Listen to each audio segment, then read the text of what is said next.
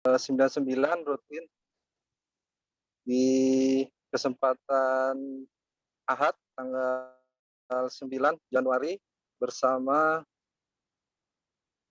Ustadz Dokter ya, Ustadz Dr. Oni Sahroni yang sudah berada di tengah kita membahas tentang fikih muamalah tentang online ya, tentang cara tentang dagang cara online itu. Saya sedikit membacakan CV Ustadz ya, insya Allah. Ustadz Oni Sahroni ini pendidikan dari pesantren Tahfiz Raudatul Hufaz Pekalongan 95, kemudian di S1 di Al-Azhar Kairo, kemudian dilanjutkan ke S2-nya di Universitas Al-Azhar Kairo juga sampai program doktoralnya S3 di Al-Azhar Kairo dengan spesialisasi fikih muamalah dan ilmu syariah. Ustadz ini sudah berkeluarga dengan istri bernama Heti Muslihah, dengan anak-anaknya ada 8 Ustadz. Insya Allah Ustadz ya.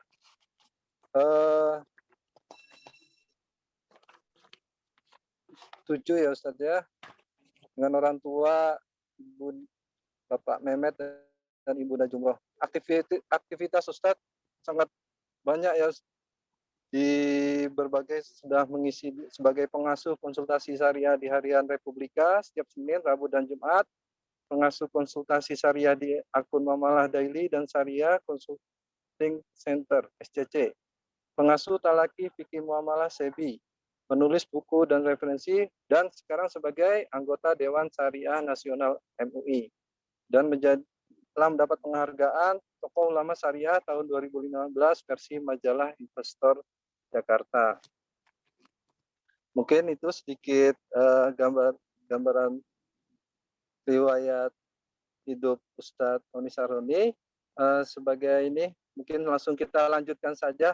Kita serahkan untuk penjelasannya kepada Ustadz Oni Sahroni. Mangga Ustadz, silakan.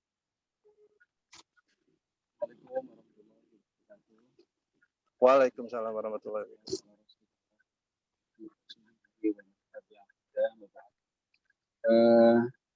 Suara saya jelas, Ustaz?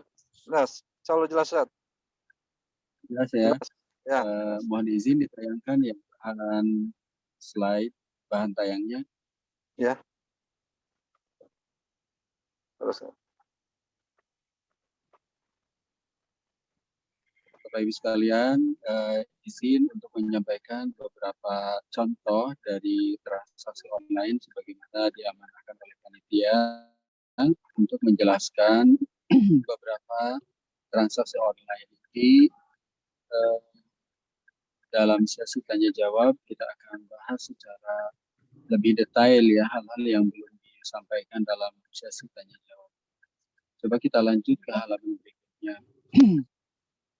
Nah, ini salah satu contoh pertama adalah e-wallet. Kita lanjut ke halaman berikutnya. E-wallet. Oke, kita lanjut ke halaman berikutnya. Jadi e-wallet atau alat bayar mungkin Bapak Ibu sering menggunakannya ya, membeli barang atau jasa saat berbelanja menggunakan e-wallet atau uang elektronik atau fintech payment. Di misalnya berbelanja atau pesan makanan top up 100 di biaya harga belinya, maka nanti setelah transaksi dilakukan maka akan terkurangi saldo yang ada di e-money kita. Nah, kalau dari layar ini adalah salah satu karakteristik e-wallet yang sesuai dengan syariah. Iya, Bu Atia, suara saya kurang jelas ya? Iya Ustadz, hilang timbul. Oh ya? Mungkin lebih dekat lagi Ustadz. Ya. Afwan, Bapak Ibu yang lain juga sama ya, suara saya memang terputus-putus ya. Iya, putus-putus Ustadz. Baik, izin Ustadz, Bapak Ibu, saya ganti ini ya, ganti HP ya, sebentar yang menunjukkan ya. Ya, mangga Ustaz. Mangga.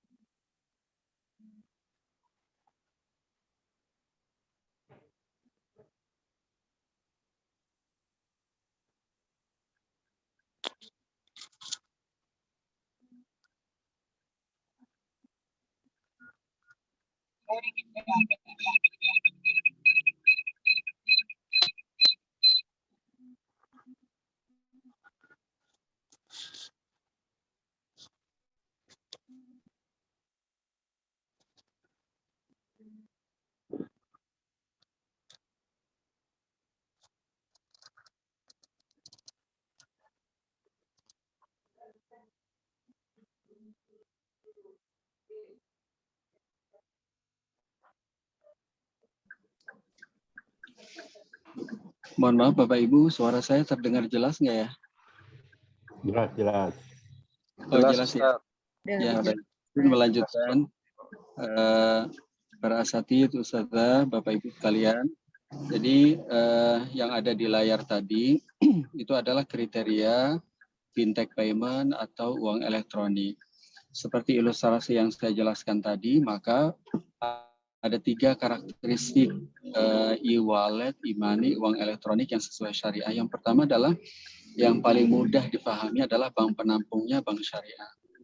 Yang kedua adalah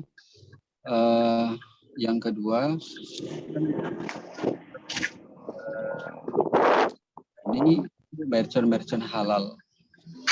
Yang ketiga, saat ada diskon, cashback, free ongkir, maka itu diberikan oleh merchant. Kalau diberikan oleh penerbit e-money, tidak diperjanjikan. Itu Bapak Ibu sekalian, singkatnya begitu. Nanti detailnya bisa kita jelaskan dalam sesi tanya jawab. Coba kita lanjut ke halaman berikutnya. Yang kedua, setelah e-wallet, boleh lanjut ke berikutnya ya. Ini kripto. Jadi kripto mungkin yang banyak ditanyakan sebelah kanan ya, kripto sebagai aset yang saat ini diperjualbelikan di bursa komoditi ya. Nah, cryptocurrency kalau menurut saya pribadi untuk menentukan hukumnya perlu diperjelas ya, apakah kripto itu sebuah aset atau alat bayar. Apakah ia alat bayar layaknya saham yang belum ditrading, belum berubah menjadi underlying saham yang sudah berubah menjadi underlying yang menjadi aset.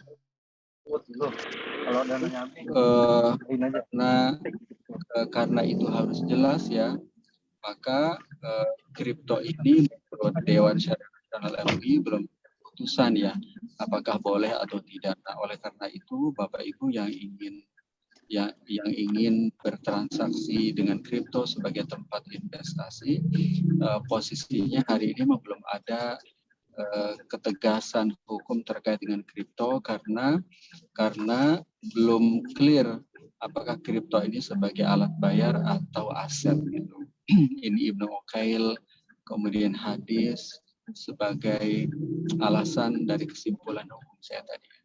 Nah, kita lanjut ke berikutnya. Setelah kripto ya, setelah kripto ini saham ya. Mungkin sebelum trading investasi.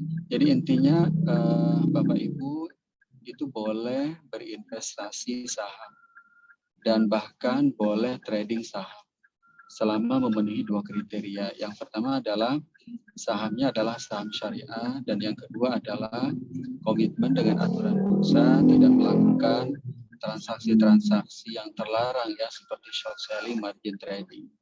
Sederhananya berinvestasi saham syariah melalui Syariah Online Trading System (SOTS). Selama itu dipenuhi, maka diperbolehkan berinvestasi saham. Layaknya Bapak Ibu menjadi pemodal di usaha-usaha yang halal. Jadi sebagai pemodal, juga sebagai pengelola, di mana pengelolanya adalah emiten, nah terikat dengan perjanjian bagi hasil, sebagaimana hadis Rasulullah SAW al-kharaj. Kalau seorang trader berarti memperjualbelikan aset yang dimilikinya. Karena aset itu adalah dijual, maka asetnya harus halal. Jadi itu Bapak Ibu mungkin sederhananya, trading saham itu diperbolehkan dengan investasi dan trading saham diperbolehkan dengan 2 kriteria tadi. Nah, kita lanjut ke berikutnya. Nah, ini nabung emas online seperti halnya salah satu produk di Bank Syariah Indonesia. Jadi nabung emas online ini isinya adalah beli emas secara tunai, kemudian setelah dimiliki diberikan pilihan dijual atau dititipkan atau digadaikan untuk mendapatkan dana tunai atau ditransfer sesama rekening emas. Nah, karena ia beli emas secara tunai, maka harus dipastikan bahwa objeknya wujud bukan fiktif apalagi bodong. Nah, kalau di produk Bank Syariah Indonesia, kalau Bapak Ibu memiliki mobile banking Bank Syariah ada tulisan emas. Nah, itu salah satu ciri bahwa emasnya ada, itu ada pilihan cetak fisik. Jadi kalau beli kemudian memilih untuk cetak fisik ada pilihannya untuk membuktikan bahwa emasnya itu ada. Nanti hal lain seperti kepemilikannya berbentuk porsi atau al-syuyu itu didasarkan pada keputusan lembaga fikih, lembaga standar syariah internasional IOP di Bahrain yang memperkenankan 1 atau lebih, 2 atau lebih memiliki emas dalam porsi. Nah, kita lanjut ke berikutnya. Setelah nabung emas secara online ini marketplace. Di marketplace ini lapak ya, jadi dia menyediakan lapak bagi para produsen untuk menawarkan barang-barangnya melalui e-commerce atau marketplace. Jadi dia penyedia lapak biasa, cuman dilakukan secara online. Jadi sesungguhnya kalau ada transaksi si pembeli berarti si pembeli barang di e-commerce, sedangkan si penjual adalah produsen. Nah, e-commerce itu hanyalah penyedia jasa lapak dan penyedia jasa lapak dan sebagian jasa lalu lintas pembayaran. Nah, karena ia penyedia jasa lapak, maka harus dipastikan barang-barang yang disediakan di lapak tersebut itu harus halal. Nah, karena marketplace ini sesuatu yang sudah jadi dan boleh jadi telah didesain tanpa mempertimbangkan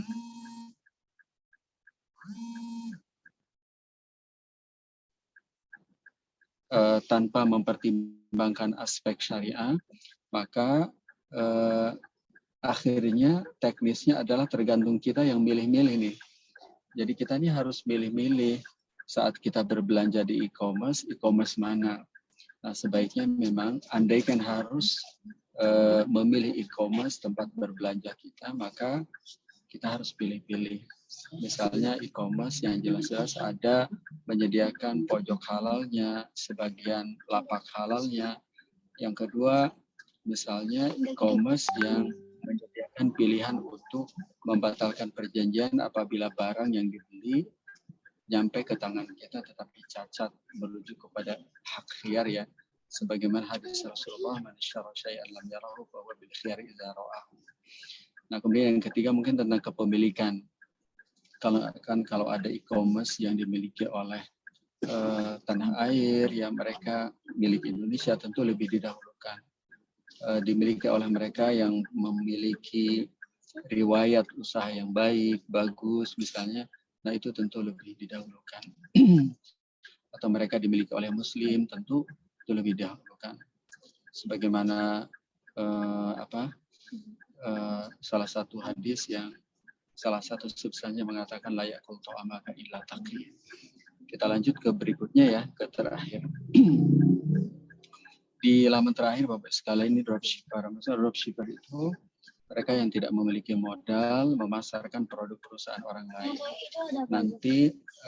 Nanti saat ada pesanan dari calon customer, maka si dropshipper itu akan mengontak si supplier, dan setelah transaksi pembelian dilakukan, nanti supplier akan packing dan mengirim ke alamat yang bersangkutan atas nama dropshipper.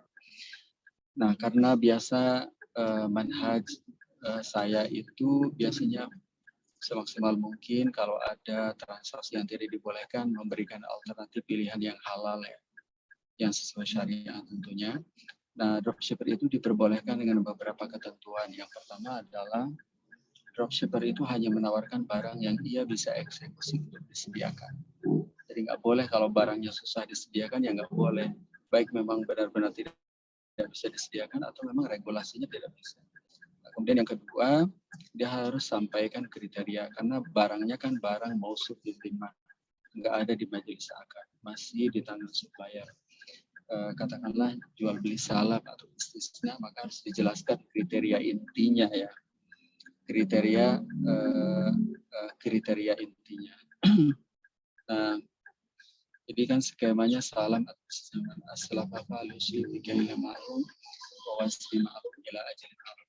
Dan yang terakhir adalah dropshipper memberikan hak bagi customer untuk membatalkan perjanjian atau melanjutkan saat barang yang diterima oleh customer itu tidak sesuai dengan pesanan. Begitu Bapak Ibu sekalian yang bisa saya sampaikan. Sangat singkat, hanya berisi kesimpulan, banyak hadis, tuntunan tidak saya sebutkan, tetapi tulisan ini semua sudah saya tayangkan di Quran Republika dalam rubrik saya konsultasi syariah. Jika Bapak Ibu ingin lebih mendalami dapur usul fikihnya, bisa dibaca di Harian Republika di situsnya, atau di Telegram saya Muamalah Daily, atau di Instagram saya Muamalah Daily, atau Bapak Ibu bisa langsung membaca buku saya Fikih Muamalah Kontemporer 6 jilid ya, dari jilid 1 hingga jilid 6. Nanti hal-hal yang bisa ditanyakan di sesi tanya jawab. Demikian Ustaz, Bapak Ibu sekalian. Assalamualaikum warahmatullahi wabarakatuh. Waalaikumsalam warahmatullahi wabarakatuh. Penjelasannya seperti itu ya dari Ustadz Sanoni. Mungkin langsung ke sesi tanya jawab Ustadz ya. Yes. Kalau Bapak Ibu yang ada yang mau langsung bertanya pada Ustadz, silakan angkat tangan atau bisa juga lewat chat box. Nah, ini dari Bapak Helmon Husin, Pak Ustadz. Ada, silakan Bapak, langsung Pak. Di unmute dulu Pak. Assalamualaikum warahmatullahi wabarakatuh. Waalaikumsalam warahmatullahi wabarakatuh. Ya, saya Helmon, saya yang bertanyakan satu tentang permasalahan ini. Ini kan menggunakan bank syariah atau bank muamalat, Ustaz. Sedangkan kita tahu bank muamalat itu modal pertama itu kan dari BI, Bank Indonesia. Sedangkan Bank Indonesia itu memberi bunga yang kecil, tapi ada unsur bunga di situ, ada unsur haram. Bagaimana tanggapan Ustaz? Terima kasih, syukran. Langsung dijawab Ustaz. Silakan Ustaz. Ya, Bapak. Jadi bank syariah itu modalnya bermacam-macam ya. Kalau UUS ya mungkin modalnya dari Bank Info. Kalau misalnya BNI Syariah dulu ya dari BNI. BSM dulu legacy ya dari Bank Mandiri, atau BRI Syariah ya dari BRI. Jadi modalnya bukan dari bank sentral, tetapi kalau bentuknya UUS ya mungkin dari Bank Induk. Kalau full fledged ya berarti modal sendiri, tapi modalnya bukan dari bank sentral. Nah hari ini sih modal tersebut dibolehkan menurut regulasi, juga menurut Dewan Syariah Nasional MUI, karena merujuk kepada pendapat yang memperkenankan apabila ada dana yang bercampur, dana yang halal dan tidak halal, yang tidak diketahui komposisinya, maka dibolehkan. Sebagaimana juga para ASN, pegawai negeri yang sumber gajinya dari APBN yang tidak halal, kita bolehkan. Karena kalau kita tidak bolehkan, ya jutaan PNS akan bernasib sama. Tidak dibolehkan hanya gara-gara sebagian sumber gajinya dari APBN yang mungkin tidak halal. Nah, tapi kita bolehkan menjadi ASN, menjadi PNS, walaupun sumber gajinya dari APBN dan APBN sebagiannya boleh jadi tidak halal karena pertama umumul balwa dan yang kedua ada madorot yang nyata. Madorot itu maksudnya fikih muwazanah. Jadi demikian Pak mungkin yang bisa saya sampaikan. Enggak, dalilnya ada nggak Ustaz? Apa dalilnya Ustaz untuk menghalalkan? Karena ada unsur walaupun kecil ada unsur haram di situ Ustaz.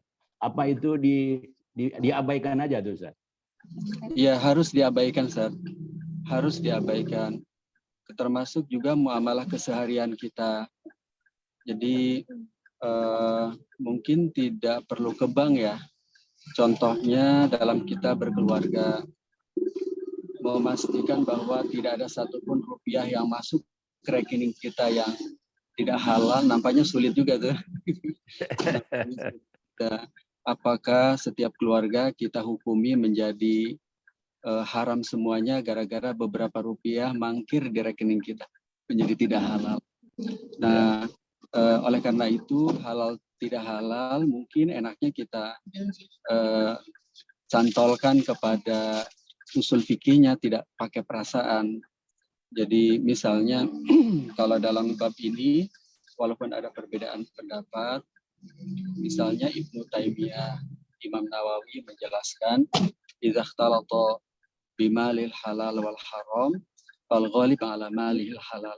Jadi jika ada percampuran antara dana halal dan haram, maka akan dihukumi halal. Demikian Ustaz. Ya, syukran Ustaz. Sama-sama Bapak. Lanjutkan, mungkin ada yang lain mau bertanya langsung dengan gurunda kita, Dr. Ustadz Oni Sahroni tentang fikih muamalat online. Langsung ke pertanyaan yang di chat Ustadz ya mungkin. Ya, ini izin bertanya Ustadz. Jadi untuk pembayaran di marketplace sebaiknya dengan cara transfer ya, daripada lewat GoPay atau Shopee. Maaf langsung kesebut merek Ustadz. Dari Dr. Widya Stuti. Boleh Bapak diulang ya pertanyaannya ya? Oh iya.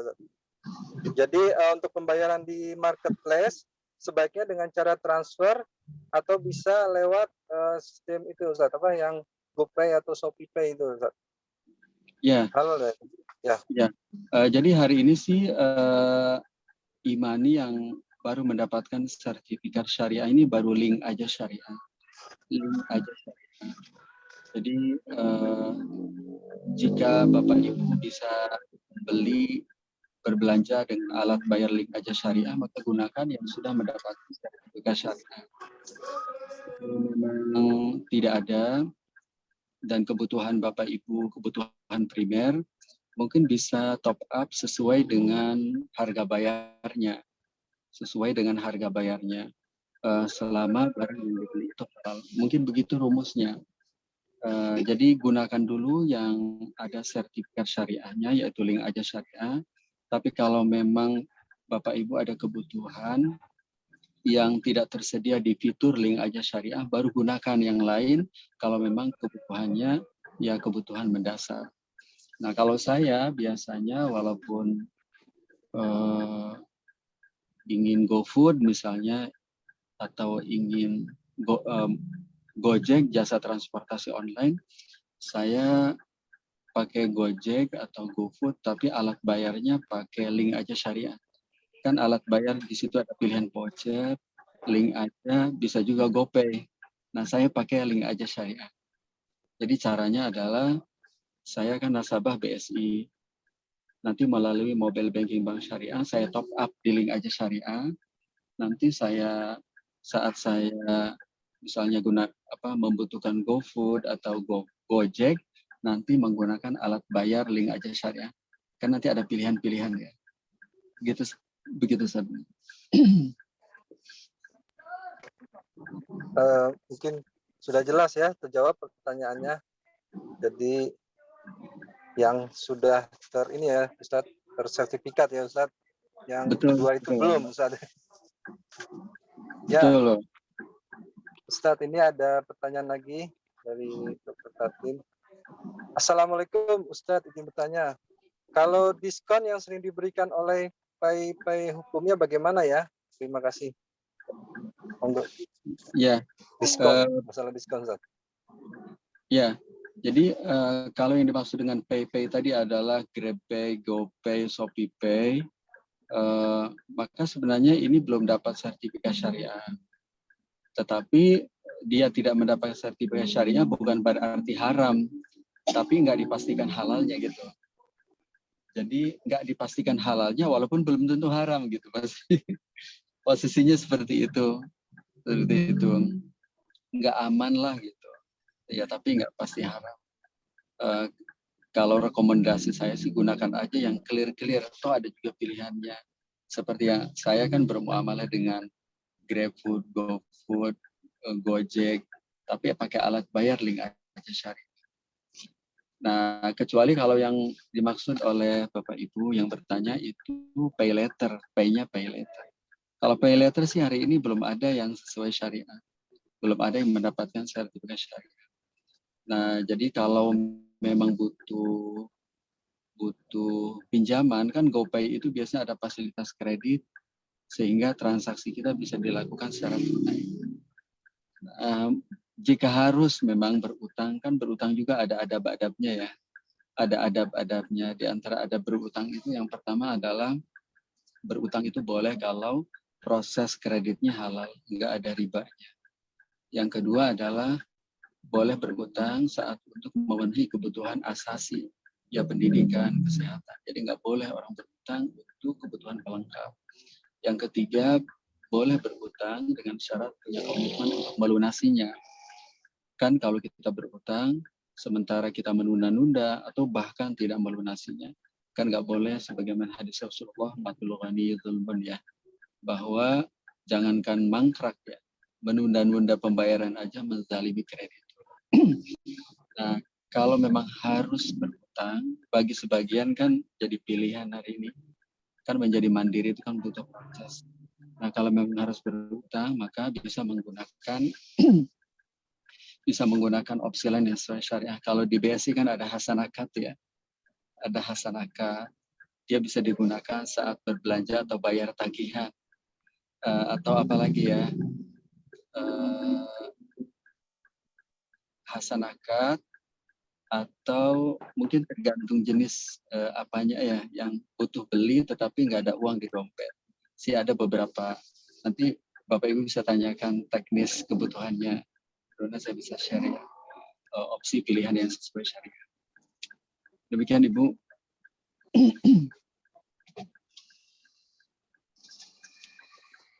Oh, iya.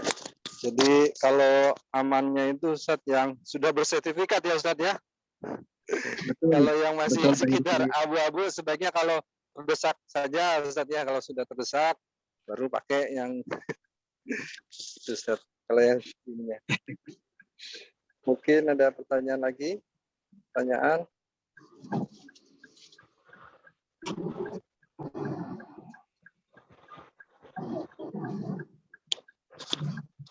Selama ya karena masih sedikitnya Ustadz ya. Tadi Ustadz sendiri menjelaskan bahwa masih sedikit yang bersertifikat Ustadz. Bukan berarti halal dan haram terkait, kecuali tadi ya Ustadz mungkin berhubungan dengan riba Ustadz ya. Kalau misalnya utang piutang itu yang lebih harus kita hati-hatikan. Ini Ustadz ada lagi pertanyaan dari Dr. Atia Mada Ustadz dari Bandung.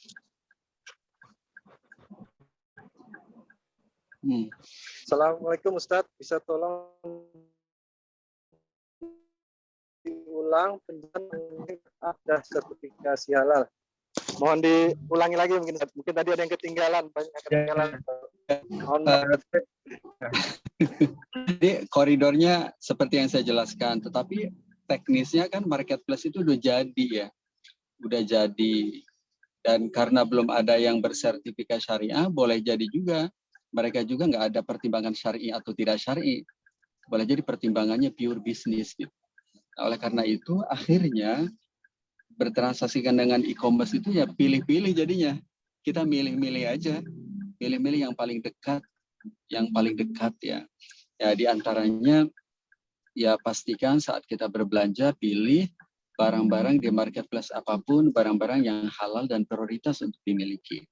Yang kedua, pilih-pilih marketplace yang kalau ada pilihan antara milik luar negeri dengan milik orang Indonesia, pilih orang Indonesia. Kalau antara muslim dan muslim, pilih orang muslim. Selama dua-duanya profesional, track recordnya baik. Nah, yang ketiga, pilih marketplace yang menyediakan alat bayar yang sesuai syariah. Kan tidak semua marketplace, katakanlah dari 6 aja. 6 e-commerce terbesar, kan tidak semuanya menyediakan. Nah, kita pilih ada sih di antara 6 itu 1 atau 2 yang menyediakan alat bayar. Alat bayar misalnya debit bank syariah, rekening bank syariah. Nah, itu yang dipilih tuh. Kalau memang e-commerce yang disediakan alat bayarnya semua konvensional, ya berarti jangan dipilih tuh. Jangan dipilih. Nah, yang keempat, yang terakhir, e-commerce itu yang dipilih e-commerce yang track recordnya menyediakan hak kepada customer untuk membatalkan perjanjian saat barang yang dibeli itu cacat. Gitu. Nah, karena kalau dalam syariah kan kalau belinya tidak tunai, barangnya nggak ada di majelis akad, seperti e-commerce, layar pencet gambar itu, klik gambar, maka seharusnya si customer itu diberikan hak untuk membatalkan saat barang yang diterima, yang biasanya diantar oleh kurir itu cacat. Kalau dalam hadis, man ishtara syai'an lam yarahu fa bil khiyari dzarah. Demikian Pak Hirfi. Insya Allah sudah dijelaskan. Lanjut pertanyaan Ustaz. Assalamualaikum warahmatullahi wabarakatuh. Ustaz dari Dr. Ina. Bagaimana pembayaran melalui KRIS? Di muamalah sudah ada. Syukran jazakallah. Apa tadi? Apa tadi GR? Kris mungkin. Ya, Kris. Ya. Oh, satu lagi Ustaz, mengenai hukum dropshipper, PDP atau pembelian dengan pembelian. Dari Dr. Ina juga. Lagi nomor 2, Pak Hirfi. Nomor 2 gimana? Mengenai hukum dropshipper, PDP atau pembelian dengan pembelian. Mengenai hukum dropshipper, PDP atau pembelian dengan pembelian. Saya belum paham nih yang nomor 2 ya. Maksudnya apa ya? Apa nomor 1 dulu, Ustaz? Nanti sambil. Iya, baik. Nah, nomor 1 dulu. Ya. Jadi sebenarnya itu hanya teknis pembayaran saja. Menggunakan kris, menggunakan QR, menggunakan QR code, menggunakan apa lagi ya? Debit card, melalui transfer, itu semua cara saja. Jadi misalnya saya dengan Pak Hirfi, saya pembeli, Pak Hirfi penjual. Jadi yang dijual adalah HP. Jadi karena saya beli berarti HP saya ambil, kemudian saya bayar. Proses bayarnya ini, proses uang nyampe ke rekening ataupun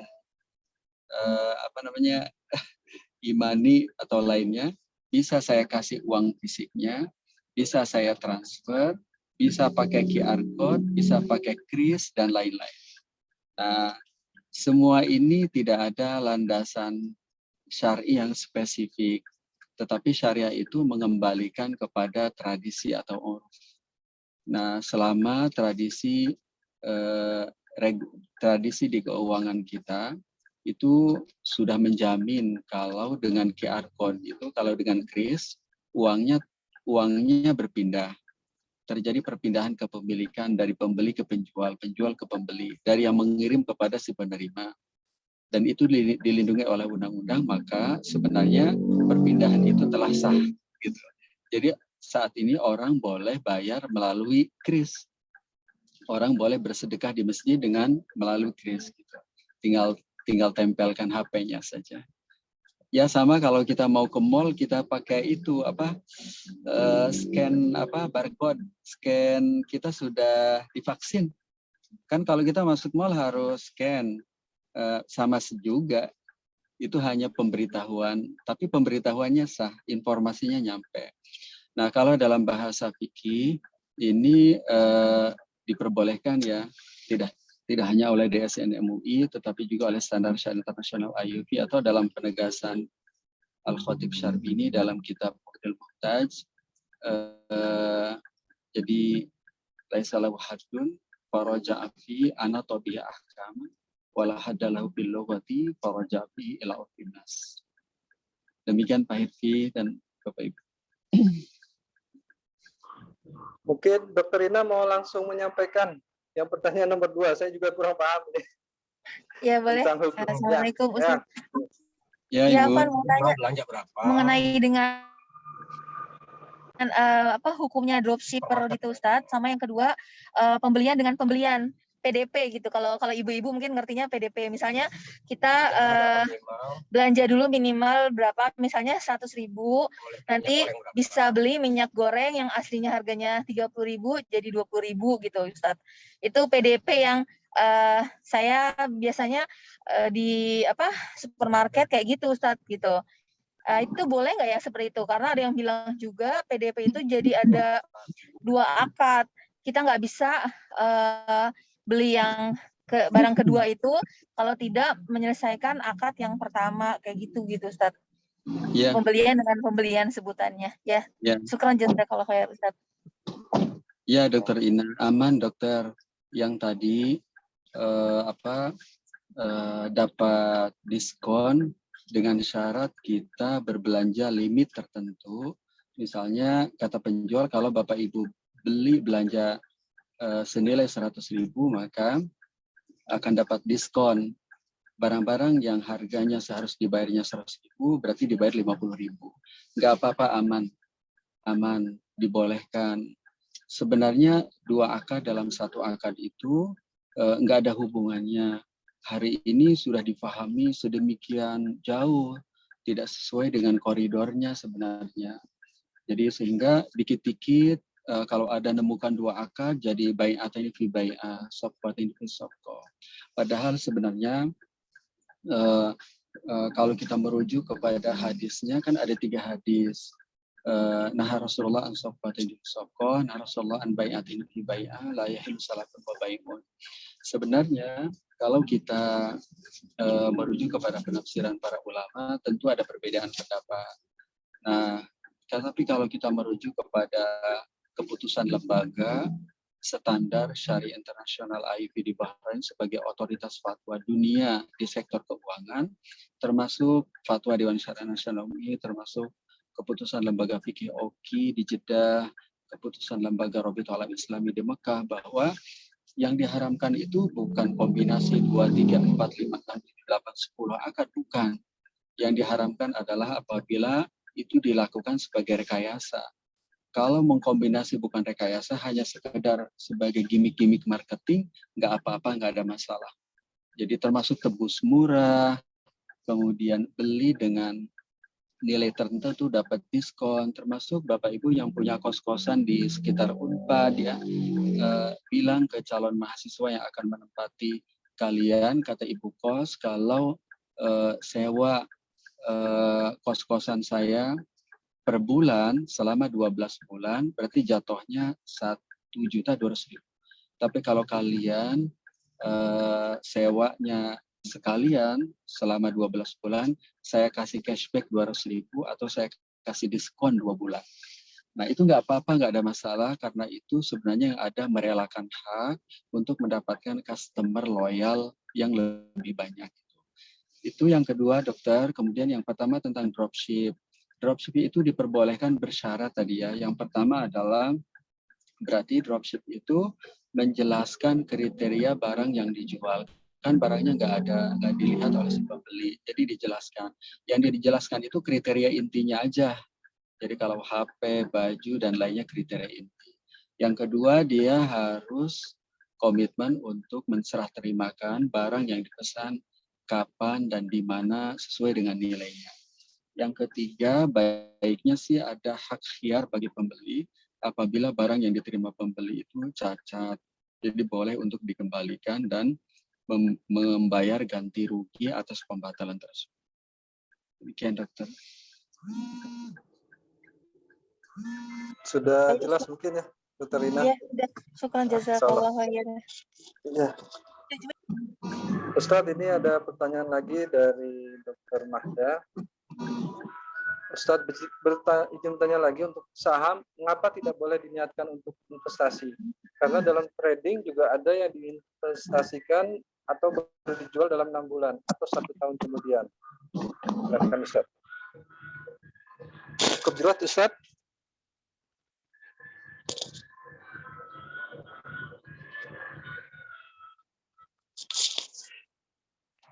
Tampaknya putus dengan Ustadz Oni ya. Alhamdulillah.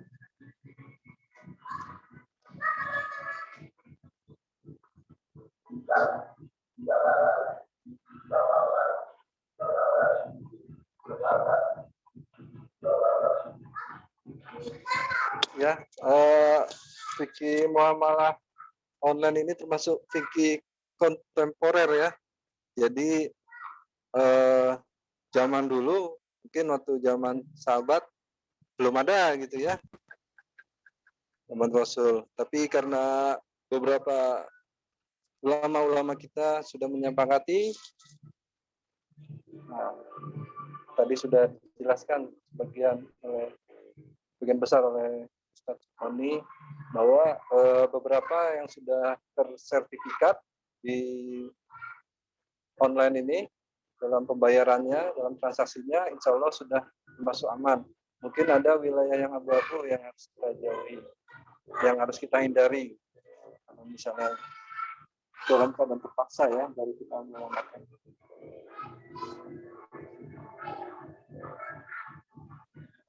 Ya, Pak Harfi.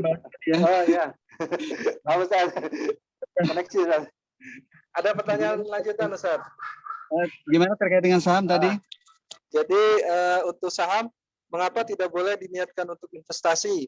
Karena dalam trading juga ada yang diinvestasikan atau baru dijual dalam 6 bulan atau 1 tahun kemudian. Ustaz. Jadi ya. Kenapa tidak dimasukkan? Saya tadi tidak mengatakan investasi itu tidak boleh.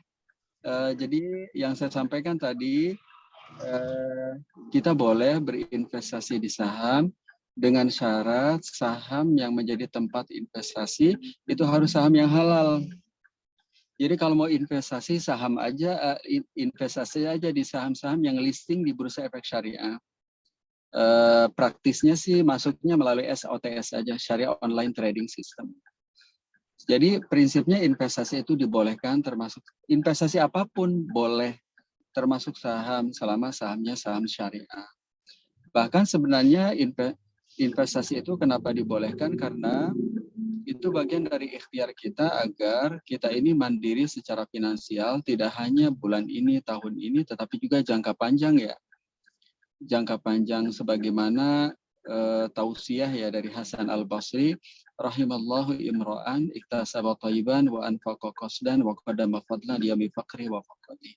Jadi Hasan Al-Basri mengatakan Allah merahmati setiap orang yang sumber rupiah, sumber maisha, sumber pendapatannya halal, digunakan sesuai dengan perencanaan dan ia mampu mengelolanya hingga ia tetap mandiri di masa pensiun, di masa tua. Ya bahkan dalam firman Allah kan, kita ini tidak hanya diminta agar mandiri saat hidup, tapi juga bisa mewariskan aset terbaik untuk anak cucu kita. Ya sebagaimana firman Allah, وَلْيَخْشَى الَّذِينَ تَرَكُوا مِنْ خَلْفِهِمْ ذُرِّيَّةً ضِعَافًا خَافُوا عَلَيْهِمْ فَلْيَتَّقُوا اللَّهَ وَلْيَقُولُوا قَوْلًا سَدِيدًا. Demikian Pak Hirvi. Ya, kembali ke awal ya Ustadz, bahwa lebih baik kita mencari yang sudah bersertifikasi ya Ustadz, yang sudah masuk syariah istilahnya, sudah di standar, walaupun termasuk saham ini Ustadz ya tadi. Jadi tidak haram mutlak untuk semuanya Ustadz. Nah, Ya, ini ada lagi mungkin Ustaz dari mungkin Dr. Mai. teknisnya ya, nanti teknisnya biar langsung aja pada investasi. Ya, ya Ustaz.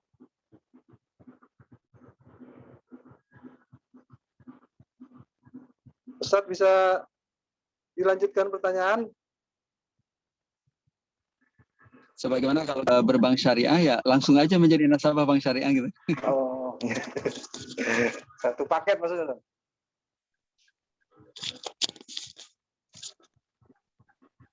Kita lanjutkan pertanyaan lagi, Ustaz. Ya. Dari Dr. Mayana. Ustaz. Ustaz, Assalamualaikum. Banyak beberapa e-commerce dan bank syariah yang menawarkan pembelian emas dengan dicicil menabung dan dapat diambil bila sudah mencapai 2 gram. Bagaimana hukumnya tentang transaksi ini? Sudah bank syariah. Ya, Ustaz. Aman, insyaallah halal, Ustaz. Menjadi pilihan Bapak Ibu untuk menjadi salah satu pilihan investasi. Pilihan investasi. Karena bank syariah itu kan diawasi dengan segala kekurangannya, tentu dia di atas panggung, semuanya melihat kekurangan kelebihannya. Berbeda dengan bisnis pribadi, dia nggak diketahui modalnya halal atau tidak halal. Dia juga nggak tahu bayar zakat atau tidak.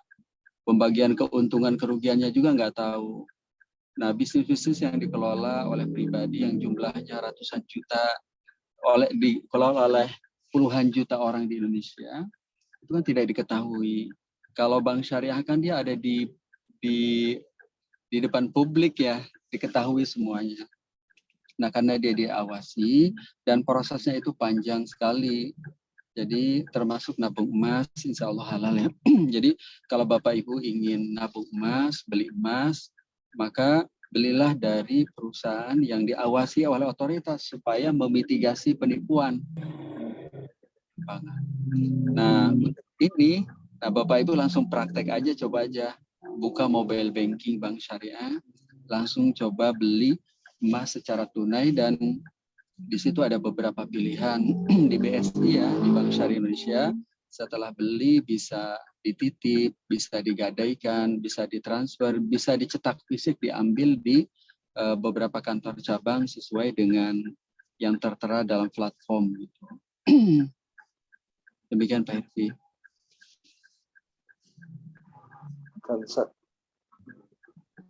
Sudah cukup jelas. Dilanjutkan pertanyaan tadi, Ustaz. Apakah transaksi seperti ini harus menggunakan akad yang jelas, Ustaz? Kadang berubah tujuan jadi digadaikan. Apakah hukumnya masih halal, Ustaz? Iya. Jadi pertama adalah beli. Jadi Bapak Ibu yang beli emas secara tunai berarti akadnya beli. Nanti setelah dibeli, Bank Syariah memberikan pilihan, tapi bukan akad. Pilihannya adalah boleh digadaikan, boleh ditransfer, boleh dicetak fisik. Jadi bentuknya pilihan bukan akad. Nanti pada saat Bapak Ibu milih untuk digadaikan, barulah bertransaksi namanya gadai syariah. Kalau Bapak Ibu memilih jual emas setelah dibeli, barulah dibuat transaksi baru namanya jual. Demikian Ibu. Insya Allah jelas ya, Dr. Maira dari Ustadz Oni. Ada lagi yang ingin bertanya langsung dengan gurunda kita, dengan Ustadz Oni, Sahroni, bisa angkat tangan. Mungkin tadi mengulangi Ustadz ya Ustadz, selama itu ya tadi itu contohnya Ustadz ya, Bank Syariah dan apalagi dari pemerintah dengan OJK itu cukup aman Ustadz ya. Kalau dalam transaksi online ini Ustadz, apalagi sudah terdaftar ya Ustadz ya, bukan punya individu tadi Ustadz. Walaupun mungkin ada beberapa kekurangan ya Ustadz ya, karena beberapa pendapat ada yang mengatakan bahwa itu belum murni gitu Ustadz, belum murni syariah yang diterapkan gitu. Ya. Cuman ya Ustadz. Mungkin perlu ditegaskan Ustadz, jadi itu sebenarnya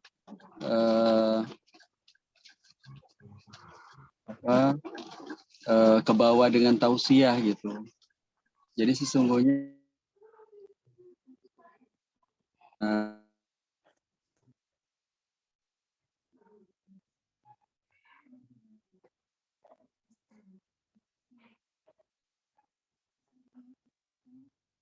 Suara Ustadz hilang ya? Hilang ya? tidak sesuai syariah. Kenapa Ibu? Tadi Suara hilang, Ustadz putus-putus, hilang, Ustaz, Ustadz. putus, Ustaz. Tidak ada tadi Ustadz suaranya hilang. Oh ya, maaf. Boleh silakan, Ustaz. Di saya ini sedang hujan, baru turun. Suara saya jelas nggak ya? Sekarang Jelas, jelas, Ustaz. jelas. Tadi sempat Jelas ya? hilang. Iya. Jadi Bapak Ibu, tadi kan Bank Syariah tidak sesuai syariah karena tidak sempurna. Betul tidak sempurna. Tapi dengan tidak sempurna tetap sesuai syariah. Karena apa? Karena jangankan Bank Syariah, diri kita saja tidak ada yang sempurna. Keluarga kita aja tidak ada yang sempurna. Bahkan jika dihitung jumlah penyimpangan suami dengan Bank Syariah, lebih banyak penyimpangan suami. Jika dihitung penyimpangan istri, lebih banyak penyimpangan istri daripada Bank Syariah. Karena yang dilakukan di dalam keluarga itu penyimpangan iman dan adab. Nah, tapi selama ini kita happy banget dengan penyimpangan itu. Padahal usia pernikahan kita sudah 2, 3, 5, 7, 10, 12 tahun, tapi kita happy. Nah, jadi itu sebenarnya ke bawah antara orang membacakan tausiah dengan praktek itu kan beda. Menyampaikan ceramah tentang keluarga sakinah dengan mengelola praktek langsung keluarga sakinah kan beda. Ceramah tentang anak soleh dengan menyelesaikan kecanduan game itu beda lagi tuh. Itu 2 judul yang berbeda. Nah, jadi tentu kita tidak boleh berlama-lama dengan idealisme, dengan banyak-banyak ceramah, tetapi kita harus jadi eksekutor. Dari ceramah tentang keluarga sakinah mawaddah menjadi eksekutor keluarga sakinah mawaddah. Dari ceramah panjang seputar pribadi muslim berkarakter, eksekutor agar diri kita ini mendekati kesempurnaan. Kira-kira begitu. Masya Allah, Ustaz. Hasilnya. Ya benar.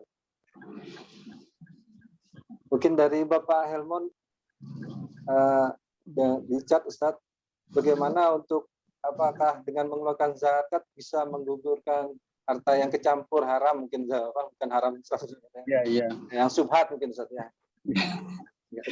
Iya betul Bapak, betul. Jadi kan alasan membersihkan itu kan sebagaimana amanat Al-Quran ya. Khudz min amwalihim shadaqatan tutahhiruhum wa tuzakkihim biha. Jadi betul apa yang disampaikan oleh Pak Helmon.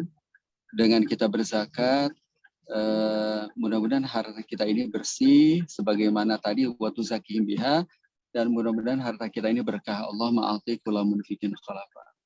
Bagi Bapak Ibu, para dokter atau nakes, tenaga kesehatan, selama pendapatan bulanannya mencapai 6.530.000 per bulan, maka tunaikan zakatnya 2,5%. 2,5% dari THP, dari take home pay.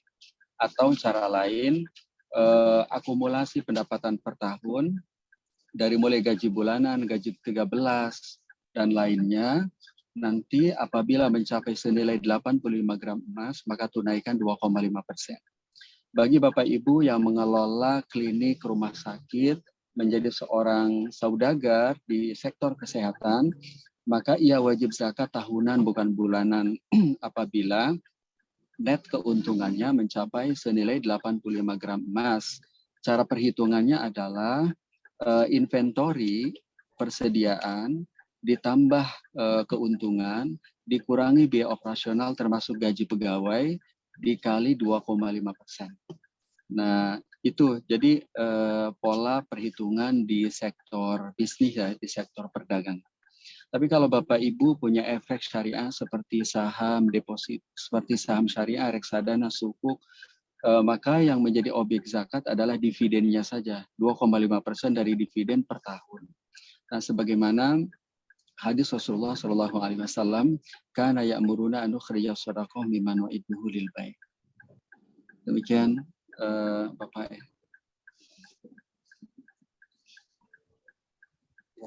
Insyaallah Ustaz. Ustaz boleh izin bertanya Ustaz. Mungkin agak di luar konteks gitu lah, maksudnya dari materi. Jadi saya sempat lihat ada beberapa di WA Ustaz bahwa donatur atau masjid atau kegiatan keislaman Ustaz. Di situ ditulis Ustaz menerima infak segala macam harta, termasuk harta haram atau harta syubhat buat membersihkan. Nah, mohon pencerahan dan penjelasan balik Ustaz. Apakah itu artinya padahal kalau dari ini kan Allah hanya menerima yang baik Ustaz. Sedangkan yang itu maksudnya yang haram atau syubhat mungkin mohon penjelasannya Ustaz. Sebentar itu. Jadi rumusnya adalah kalau harta halal itu dizakati. Ada yang 2,5, ada yang 5, ada yang 10%. Tergantung jenis zakatnya. Kalau dokter 2,5. Kalau klinik yang dikelola oleh dokter berarti tahunan tetap 2,5 kalau yang 1 bulanan.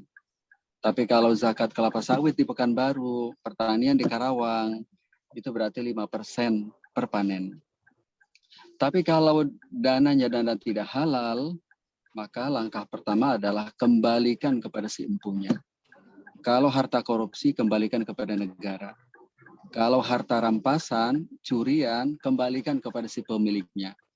Tetapi kalau tidak bisa dikembalikan kepada pemiliknya, karena pemiliknya nggak ada, maka jadi dana sosial, jadi infak dan sedekah disalurkan untuk du'afa. Nah, kalau di lembaga keuangan biasanya dana non halal ini seperti denda keterlambatan yang dibayarkan oleh nasabah kalau terlambat bayar angsuran, atau penempatan di nostro, atau cleansing di saham syariah. Itu langsung dikeluarkan dan tidak boleh masuk ke kantong perusahaan, tetapi harus jadi dana sosial disalurkan kepada du'afa. Nah, penyalurannya memang ada 2 pendapat. Sebagian disalurkan dana-dana riba, dana-dana non halal lainnya itu untuk public facility seperti MTK dan jalan. Tapi sebagian yang lain boleh disalurkan untuk seluruh kebutuhan termasuk beasiswa, termasuk iuran BPJS, kesehatan, ketenaga kerjaan, dan lainnya. Demikian saja.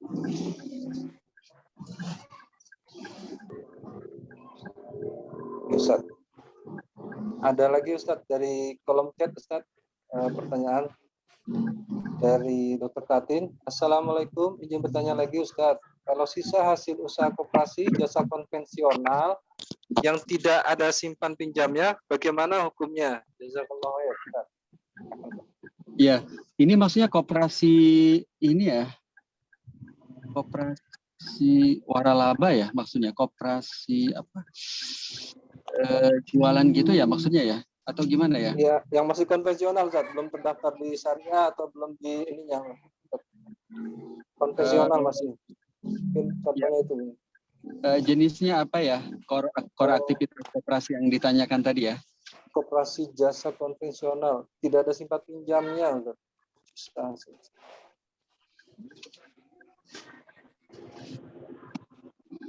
Ya, kita jawabnya pakai kaidah dulu ya. Iya. Nanti mudah-mudahan jadi sumber. Jadi kenapa saya tanyakan? Oh, koperasi layanan teknologi. Ya, nanti Bapak Ibu termasuk Ibu Tatin jika ingin mendapatkan penjelasan lengkap boleh juga sih ke call center saya ya, ada di Instagramnya namanya Muamalah Daily, Telegramnya Muamalah Daily, ada juga di platform digitalnya Muamalah Daily, websitenya juga Muamalah Daily. Boleh hadir di live konsultasi saya di setiap hari Ahad jam 5. Bisa juga konsultasi tatap muka jika ada masalah yang kondisi khusus atau rahasia ya. Jadi ini koperasi, memang kalau koperasi simpan pinjam seperti lazimnya semua koperasi ya, kalau koperasinya didasarkan kredit ribawi tidak dibolehkan. Ya indikator sederhananya pokoknya para anggota koperasi itu akan dapat keuntungan tanda kutip yang fix ya, yang fix risikonya nol ya, dari setiap simpanan pokok, simpanan wajib, simpanan sukarela yang mereka bayarkan. Jadi kalau itu sih memang clear sebenarnya tidak halal. Kalau kita memang ingin lanjut di koperasi, maka seharusnya kita cepat usulkan kepada manajemen untuk dilakukan RAT ya, untuk perubahan koperasi dari konven menjadi syariah. Kalau pengurusan legalitas kan jangka panjang ya, tapi yang paling penting adalah yang terdekat aja. Kalau memang kalau untuk yang biasa kredit, kalau peruntukannya barang jualan, kalau peruntukannya modal bagi hasil, kalau peruntukan dana tunai ya bisa gadai emas, bisa sell and lease back, bisa MMQ refinansi. Begitu dokter, apakah itu yang saya nggak paham juga ini koperasi layanan teknologi itu seperti apa gitu.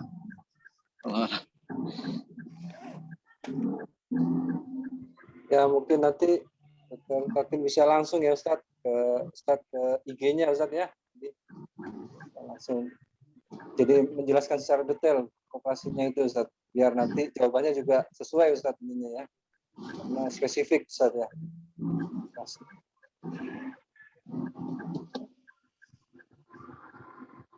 Ada lagi pertanyaan lain yang ingin bertanya langsung pada Bunda kita. Ini ada pertanyaan ya materi secara keseluruhan mungkin. Jadi dari Dr. Maira, kira-kira apa yang perlu diperhatikan dalam transaksi online agar kita tidak terjerumus dalam transaksi yang diharamkan? Karena banyak sekali jenisnya sekarang untuk kita sebagai penjual atau pembeli. Ustaz. Iya, pertama kalau kita mau harus pakai fintech payment, pakai uang elektronik, udah pakai aja link aja syariah. Kalau kita mau butuh beli di marketplace, di e-commerce, nggak apa-apa sih. Tapi pilih barang yang halal dan prioritas untuk dibeli. Pilih e-commerce yang menyediakan pojok halal atau barang-barang yang halal. Yang ketiga, pilih e-commerce yang menyediakan e-commerce yang menyediakan alat bayar yang sesuai syariah. Kan tidak semua e-commerce. Jadi yang menyediakan kayak debit debit dari bank syariah atau rekening bank syariah atau apalagi atau kredit card bank syariah. Intinya sih yang menyediakan fitur alat bayar bank syariah. Itu mungkin saudara-saudara Bapak Ibu salah satu parameter untuk memilah inilah tempat berbelanja kita.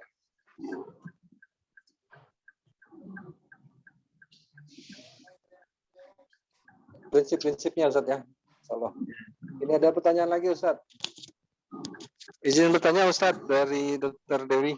Pernah baca kalau transaksi COD dan fasilitas free ongkir pada e-commerce itu juga tidak diperbolehkan. Apakah benar? Bagaimana pendapat Ustaz? Ustaz. Ya, jadi sebenarnya membahas COD dan free ongkir itu tidak bisa terpisah dari marketplace mana sebenarnya. Kan dia parsial banget ya tentang. Jadi kalau kita boleh nggak sih boleh diskon yang diberikan, boleh nggak sih diskon kos-kosan di Unpad, kan nggak bisa diskonnya di mananya dulu, prakteknya seperti apa, karena dia sebenarnya hanya part of transaksinya gitu sebenarnya. Tapi kemudian kita di media sosial itu begitu gitu, karena luar biasa, karena murah meriah informasi ya, saking murah meriahnya. Jadi sebenarnya sih kalau terkait free ongkir, dia atas apa dulu? Jadi nggak bisa free ongkir itu kita kategorikan boleh tidak boleh, nggak bisa. Termasuk juga dokter bilang kalau berobat ke saya 10 kali nanti akan digratiskan 1 kali yang ke-10. Sama juga nggak bisa. Tapi dia berobat apa dulu? Kalau berobatnya layaknya pada umumnya, transaksinya berbasis jasa, misalnya per pertemuan 50.000 bagi kompensasi atas layanan medis, menurut saya halal banget. Apalagi di sektor kesehatan yang prioritas menurut syariah. Nah gitu juga nih, kalau pre-ongkir atas beli apa? Kalau yang dibeli halal di sebuah marketplace tidak menggunakan money yang tidak halal, boleh banget, nggak apa-apa pre-ongkir itu. Nah, begitu pula dengan cash on delivery. Cash on delivery itu bisa barangnya tunai, bisa juga belinya telah terjadi di awal, baru diantar oleh kurir dan COD saat kurir nyerahin barang ke rumah. Nah, itu sih memang kalau di fikih ada dua pendapat ya. Antara yang tidak membolehkan itu baik berkali-kali. Jadi beli utang, jadi uangnya tidak tunai, barang tidak tunai nggak boleh. Tapi ada beberapa ulama seperti Syekh Syubaili namanya. Syekh Syubaili dari Saudi Arabia, dia membolehkan barang tidak tunai, uang tidak tunai. Salah satu contohnya dengan COD. Kalau saya biasanya kalau dalam muamalah semudah mungkin selama ada dalilnya, bukan pendapat yang syad. Menurut saya sih nggak apa-apa COD seperti yang dipromokan oleh salah satu e-commerce besar di Indonesia ya. Nggak apa-apa COD, cash on delivery. Tetapi rukun syarat jual beli lebih penting yang harus dipenuhi sebelum COD-nya. Gitu. Demikian tadi. Ya, Ustaz. Rukun jual belinya Ustaz ya yang terpenting. Syarat. Kalau itunya tadi kata Ustaz detail-detailnya itu masing-masing ada sendiri Ustaz ya. Tergantung gambaran besarnya Ustaz. Jadi kalau untuk muamalah lebih ya selama kita ada dalil ya kembali lagi kalau misalnya memang ada pendapat lain ya kembali lagi ke kita ya Ustaz. Di prakteknya Ustaz, di prakteknya. Mungkin ada pertanyaan lagi dari Ibu Bapak.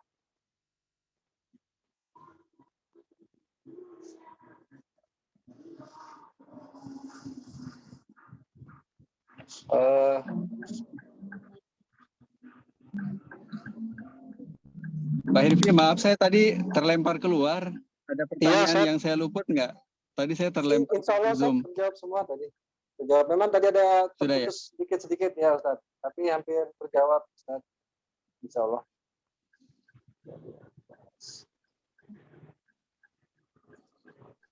Ya insya Allah. Ini Ustaz. Ada lagi mungkin. Dari Dr. Maira lagi Ustaz. Kalau OJK itu ada yang syariah Ustaz. Apa bedanya dengan DS MUI? Dewan Syariah. Ya ada kan seperti Kementerian Keuangan kan ada direktoratnya. OJK juga ada direktoratnya yang mengelola khusus lembaga keuangan syariah. Jadi intinya sih regulasinya juga khusus. Walaupun dia di NKRI gitu, tapi OJK-nya ada direktorat khusus yang mengelola lembaga. Seperti Bank Sentral juga ada direktorat khusus. Kementerian Keuangan juga ada direktorat khusus gitu. Nah, kalau DSN MUI adalah dia salah satu lembaga di Majelis Ulama Indonesia yang mengeluarkan fatwa putusan yang terkait dengan bisnis, keuangan, dan filantropi.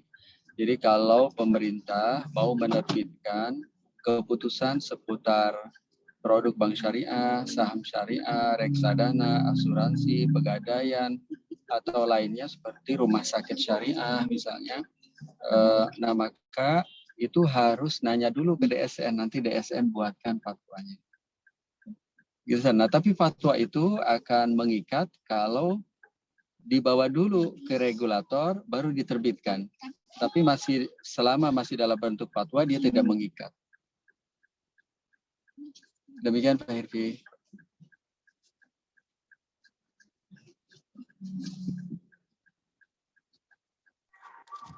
Ya Ustaz. Insya Allah jelas ya Dr. Maira.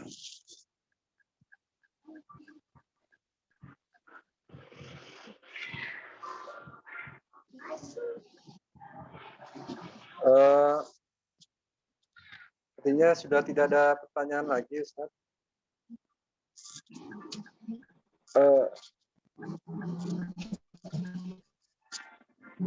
Jadi sangat ini ya Ustaz, yang tidak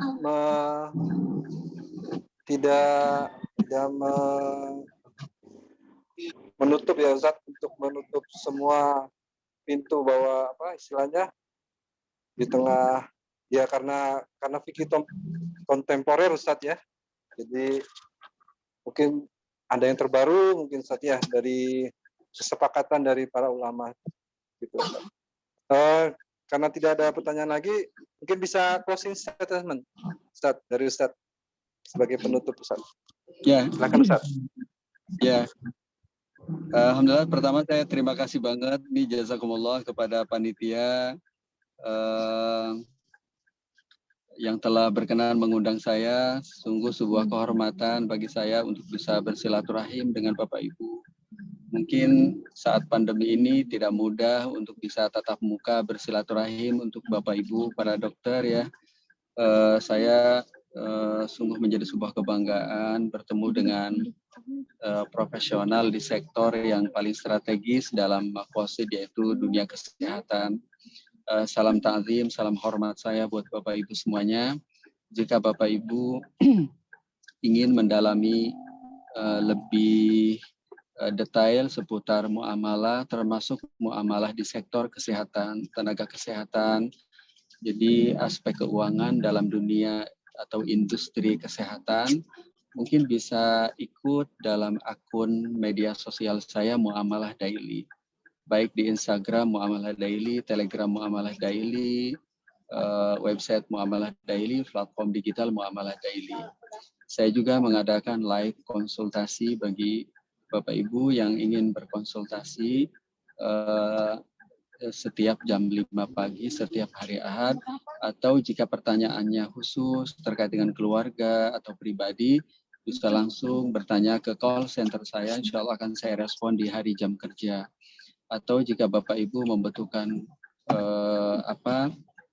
keterangan penjelasan langsung, insya Allah saya akan sediakan tatap muka khusus, walaupun dalam jangka waktu yang terbatas seperti 5, 10, atau 15 menit, karena biasanya antriannya cukup panjang. Tapi senang sekali bisa bersilaturahim dengan Bapak Ibu, dan Bapak Ibu juga bisa jika ingin mendalam, saya mengelola rubrik konsultasi syariah di Harian Republika, di Koran Republika. Saya punya rubrik namanya rubrik konsultasi syariah. Setiap hari Senin, hari Rabu, hari Jumat 3 kali sepekan. Bapak Ibu bisa mengikutinya, atau jika ingin lebih detail bisa memiliki karya saya, salah satunya Fikih Muamalah Kontemporer 6 jilid ya, dari jilid 1 hingga jilid 6. Itu kumpulan konsultasi syariah selama 3 tahun saya di Koran Republika. Atau buku-buku lain seperti Ini Dulu Baru Itu, seputar fikih prioritas, ada juga fikih zakat, ada totalnya sekitar 14 buku yang telah saya tulis. Demikian, salam ta'zim, salam hormat saya buat Bapak Ibu, jazakumullah ya. Jazakallah khairan Ustaz Oni Sahroni. Terima kasih atas penjelasannya. Insya Allah bisa kita praktekkan langsung gitu, dengan berbagai kurang lebihnya Ustaz ya. Insya Allah selama kita masih ada ilmunya dan ada dalilnya, insya Allah halal ya Ustaz ya. Pada sebagian masih banyak yang halal di transaksi online ini. Kita tutup saja Ustaz ya dengan doa kafaratul majelis malam ini. Insya Allah nanti 2 minggu lagi kita akan bertemu lagi. Syukran jazakallah Ustaz. Subhanakallah wa bihamdika asyhadu an la ilaha illa anta astaghfiruka wa atubu ilaik. Assalamualaikum warahmatullahi wabarakatuh. Ya. Ya, Ustaz. Ya, jazakallah Ustaz. Jazakallah khair Ustaz. Jazakallah khair Ustaz. Terima kasih. Sama, makasih ya semua. Terima kasih Wanda. Sama-sama. Bisa kok ada anak jawab.